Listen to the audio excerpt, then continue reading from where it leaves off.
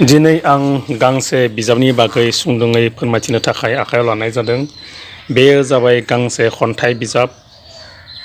बिजाबनि लिरगिरिनि मुङानो जाबाय प्रभात चन्द्र बर'।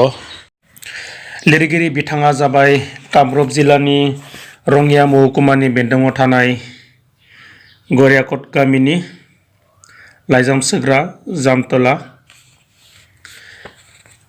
बे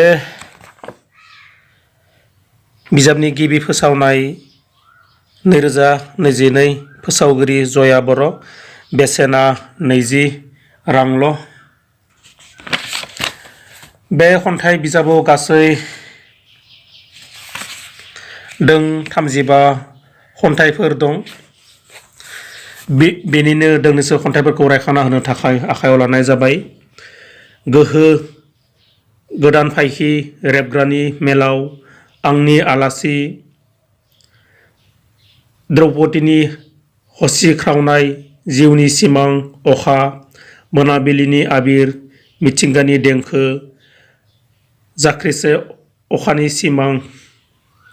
बेबायदिनो बे खन्थाइ बिजाबाव दों 35 खन्थाइफोर दं। फिन बुंफिनदों दि खन्थाइ फामे बिजाबनि लिरगिरिनि मुङानो जाबाय प्रभात चन्द्र बर'। बेयो जाबाय गांसे खन्थाइ बिजाब।